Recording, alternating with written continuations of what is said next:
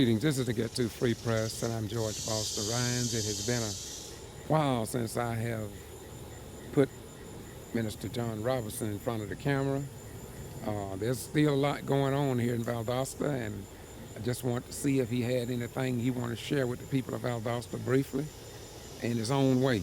What's happening, my beautiful brother? Oh, not too much. It's good to be here and good to be able to stand here before the camera this evening. Yes, sir. All right. Yeah. Have you quit on the city of Valdosta yet? You still working? If so, do you think we'll ever get an equal justice, equilibrium here, especially on the south side of the railroad track of Social Divide? I believe we will. We're working on it. We're working at it, and we're going to try to work at it in the right way. And the main thing is to try to bring everyone together and try to get everybody on one accord so we can understand that this economic pie is big enough that everybody can prosper from it. And there's no need in us continuing the way we've been going about it. It's got to get better. And we're working with the chamber and everybody else trying to bring things together. I believe that we can. One thing I would say is certain issues you decide to talk on, people want to say it's about racism, and they want to say it's about race, but it's not about race. It's about truth. And truth is always based upon the facts of life, and from whence we've came, we know the story. And there's no hiding it. There's no need trying to sugarcoat it. No need in trying to beat around the bush about it. The fact of the matter is that slavery was here in this country. When I was born in an era where I didn't have rights. I was born in 1954. My mother, she was born without rights. Her mother was the direct grandchildren of slaves. So when we dated back, it's not that long ago. Okay? And nobody don't want to be able to talk about it, honestly. Nobody don't want to lay the facts out on the table, and then they say when you talk like this, you pull in the race card. Not the idea of pulling no race card. Like it or don't like it. I mean, truth is the fact, and this is how it goes. I'm a minister. If I take my Bible and tuck underneath my right arm, I'll be classified as a good Negro. Okay? And it's simple as that. And then a lot of us tuck them under our arms so that we can be called the good Negro. And therefore you're not no threat to society in any form or fashion. And therefore it's a form of identity to identify you as a mark. And they call this the Bible Belt and all of that. But I want you to know that God is real and God knows the truth. And the truth is revealing. And those of us that know the truth, have to abide by the truth and work the ways of truth. So, no need me standing here and try to a lot of propaganda based upon lies. It's got to be on the true facts. And the fact of the matter is, we don't have anything on the south side. There's no money over there. But we can change that overnight. We get the right mayor elected. You get people to get on one accord. The same way you build mega churches, you can come together. You can unify and come together and buy some of the building downtown. You can purchase some of the homes down in near VSU. And there's a lot of things to be able to do. We got to have ownership. Right now, we are servants. Okay, went from a slave to a servant. Now, how great of a markup is that? In other words, you can go in and become a cook in a restaurant, but you can't own the restaurant. Okay? Why not? You can go in and change the tires on an automobile. Why not own the business that changed the tires? when you got ownership, you got a much greater voice than you have when you just classified as a servant. I stop in McDonald's and Burger King. I see all the employees in there working, and by them working the way that they work, I be saying to myself, you know, they can do this for themselves. You know, they're very good at what they do, but they got to have 3 jobs to equal one. In our community, it's sad. It's not good at all because we're too divided. We're subdivided. From the churches, we're divided. We love each other, you know, we say we do. We reach out to one another, but we won't hold on to each other. That's a big difference.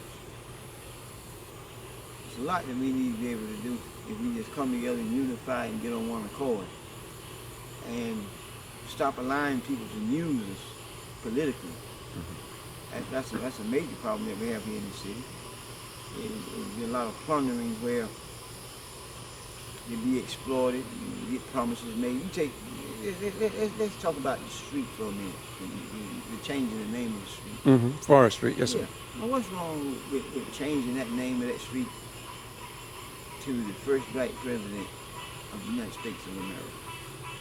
I mean, just that alone.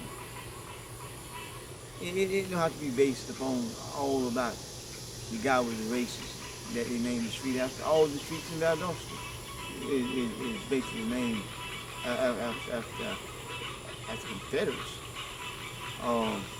When you go down town and stand at the courthouse, you got that little Confederate soldier standing there with 2 big balls right by him, you know, looking to the south, as if he's looking to the south to recover from what they lost.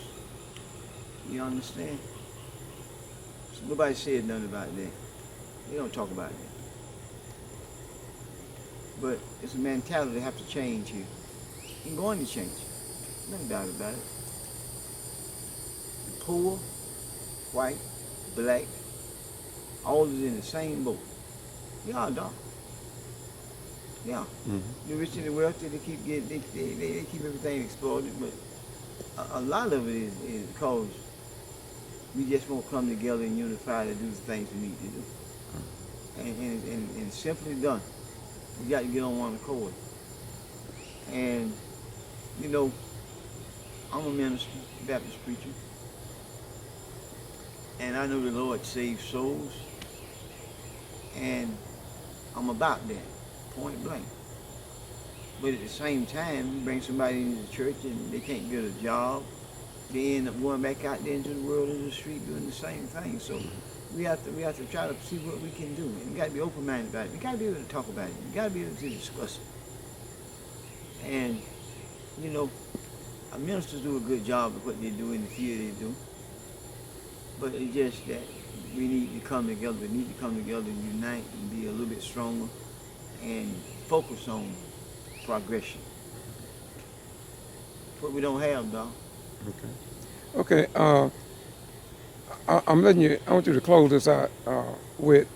I saw you on Facebook. I want you to tell me what that was all about last week. Oh, You was in Atlanta, I think. Oh, yeah. Tell us about that before you close us out on that All note. right. Promoting my book, Chicken Scratch. It's an autobiography of my life. If you want to know about John Robinson, buy the book Chicken Scratch. And it'll explain to you who I really am and what we've been through as a family. And number one, for those of you who know or don't know, I was the lead plaintiff in a civil litigation that lasted 12 grueling years. Manuel Noriega was in the basement doing the trial. I'm in the Library of Congress. Studied by Penn State and different universities. And they use my case now as in discovery for other cases in discrimination, lawsuits and stuff of that nature. You know, but what we need to understand is that we have to stand up and fight for what we believe in. We have to be focused, and we need to get on one accord.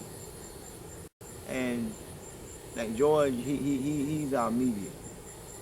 He tells the things that the other media don't tell.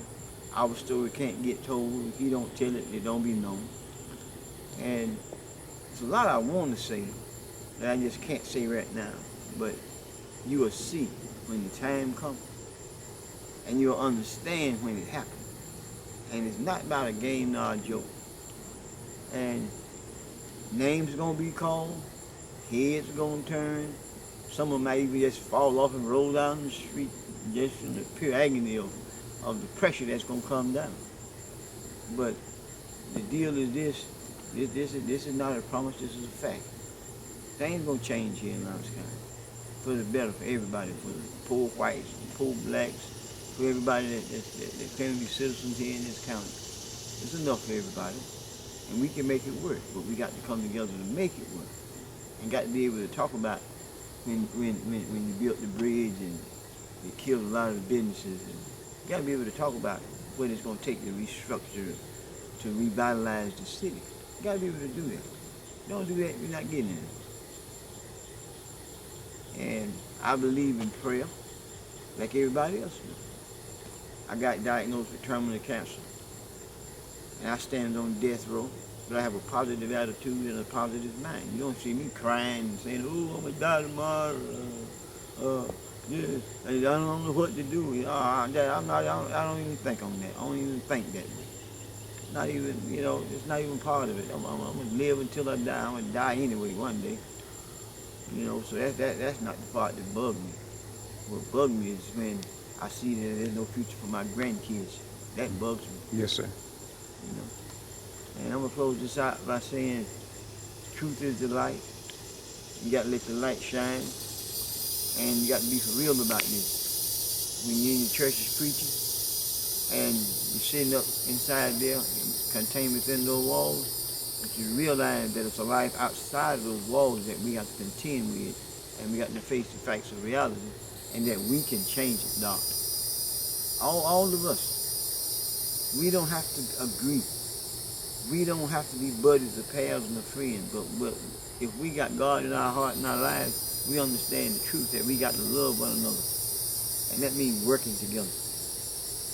And if we work together, we can make this thing come out and work out to the better. All right. Thank you very much, Robinson. You're welcome, Thank you so Doc. much. I'm George Valdosta with the Getto Free Press. And as I said, since someone on Kendrick Johnson race hoax called me and made the accusation that I carry a tape recorder in my sock. So now I am indeed the sock reporter, and I sock it to you. You just heard the words from John Robinson, a minister in this community. And we've been together for a long time. And we've been socking it to you for a long time, too. So I just want to say to those people behind the curtain at Oz who chose that name for me, I couldn't think of a better gift you can give to me. So this is the Getto Free Press. And I am your sock it to you reporter in Valdosta, Georgia. Power to the people. Now run and tell that.